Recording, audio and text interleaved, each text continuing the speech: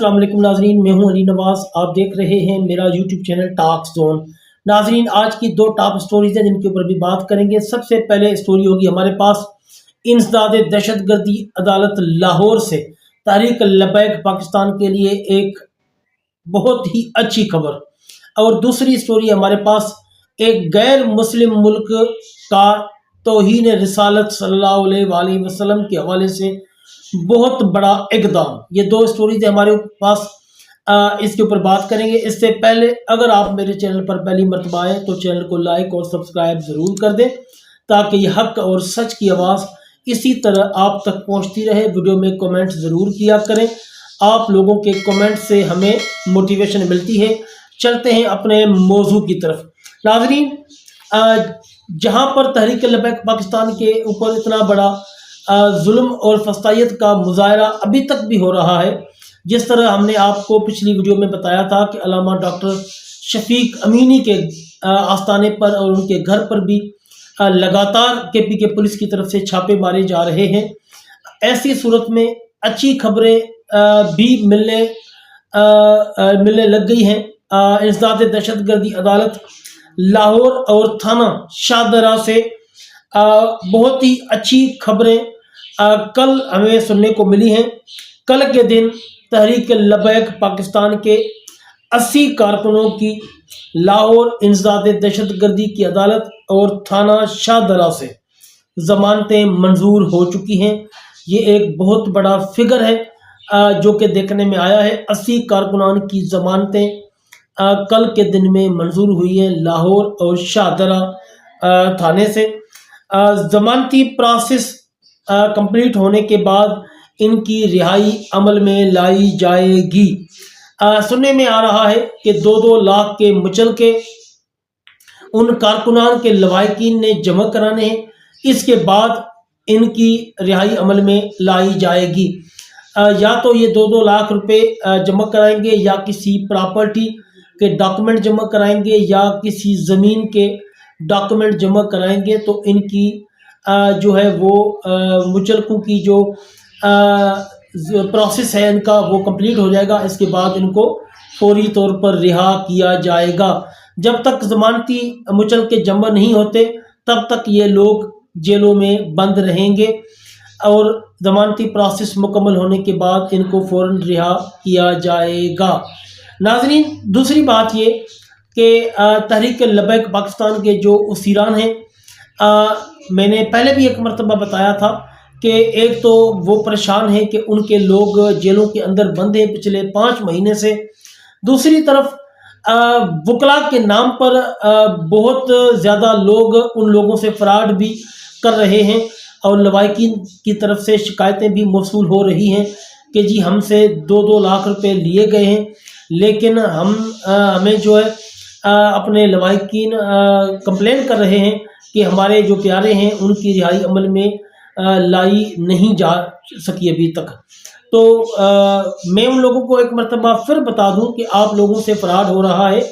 آپ ان فراڈیوں سے بچیں۔ کسی بھی ایسے بندے کو زمین کے کاغذ یا جائیداد کے کاغذ نہ دیں، نہ ہی ان کے ساتھ پیسوں کا لین دین کریں، ماں سوائے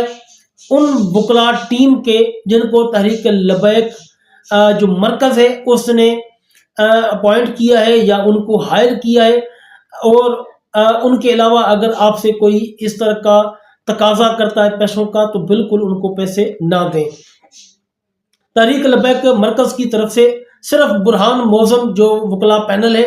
ان کو ہی اس کام کی ذمہ داری سونپی گئی ہے، اس لیے آپ نے جو بھی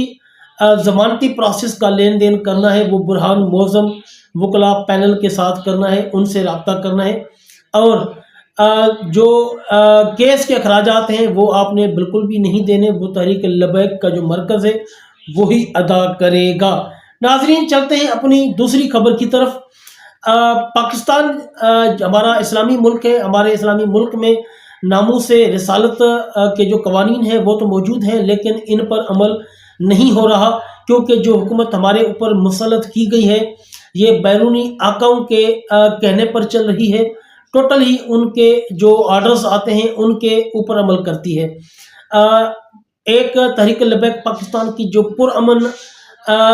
فلسطین ریلی تھی یا جو ان کا جلسہ تھا اس کے اوپر بھی اندھادھند فائرنگ کی گئی، اور اس کے بعد جو ہے ان کے سینکڑوں کارکنان شہید کیے گئے، غائب کیے گئے، سارا کچھ کیا گیا۔ لیکن اس کے بعد جو توہین رسالت کے ملزمان تھے عدالتوں میں، ان کو رہا کیا گیا۔ ہیلوں اور بہانوں سے جو گستاخان رسول ہیں ان کو رہا کیا جا رہا ہے، جس میں مرزا جہلمی سر فہرست ہے۔ اس کے علاوہ اور بھی بہت سارے لوگ ایسے جنہوں نے توہین رسالت کی تھی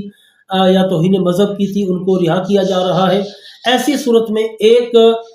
غیر مسلم ملک کا جو وزیر اعظم ہے اس کی طرف سے ایک بہت بڑا اعلان سننے میں اور دیکھنے میں آیا ہے۔ اس سے پہلے بھی آپ لوگوں کو میں نے بتایا تھا کہ شمالی کوریا کا جو صدر ہے کم جونگ ان، انہوں نے بھی اعلان کیا تھا کہ توہین حضور علیہ الصلوۃ والسلام، یعنی کہ حضور علیہ الصلوۃ والسلام کی شان میں اور قرآن پاک کی توہین، اسلام کی توہین کسی صورت برداشت نہیں کی جائے گی،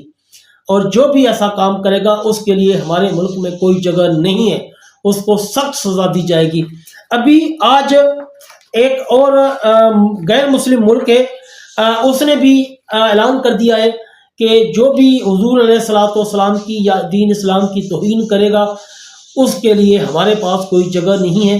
اس کو سخت سزا کا سامنا کرنا پڑے گا۔ ناموس رسالت کے حوالے سے اسپین کے وزیر اعظم نے ایک بہت بڑا اعلان کر دیا ہے۔ اسپین کے وزیر اعظم پیڈرو سانچیز نے کہا ہے کہ ہمارے درمیان ان لوگوں کے لیے کوئی جگہ نہیں ہے جو مذہب کی توہین کرتے ہیں۔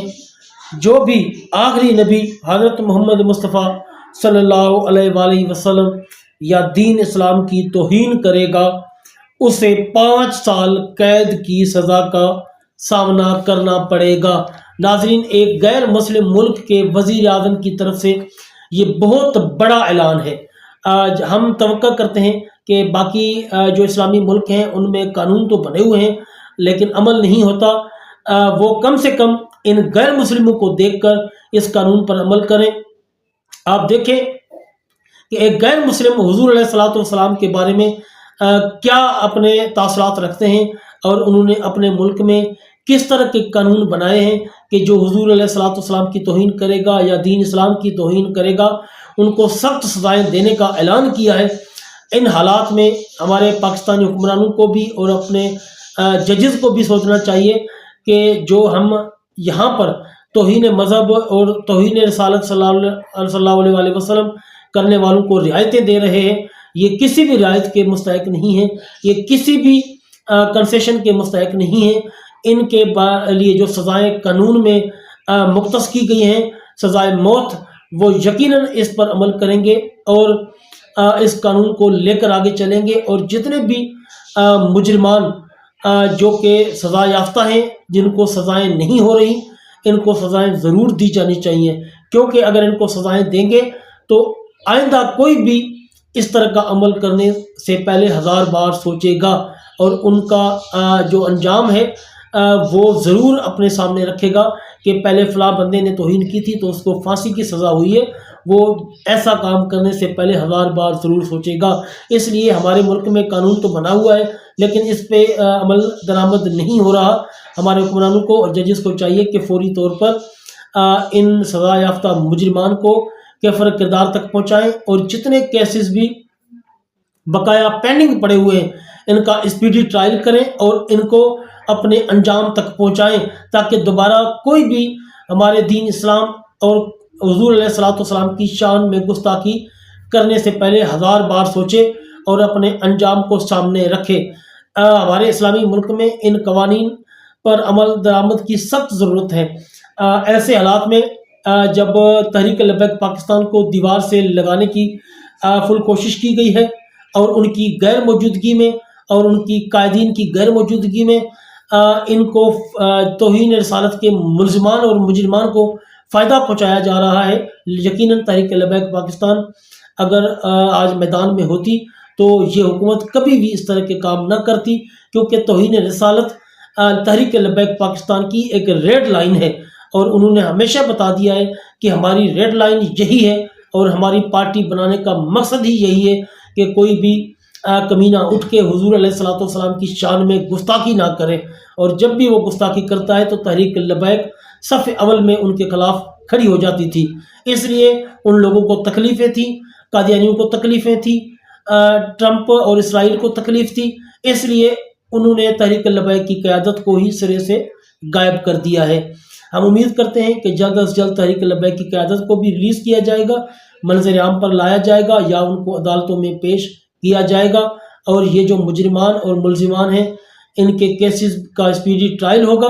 اور ان کو جلد از جلد کیفر کردار تک پہنچانے کی کوشش کی جائے گی۔ جی ناظرین، یہ تھی آج کی ویڈیو، ملتے ہیں اگلی ویڈیو میں، جزاکم اللہ خیر۔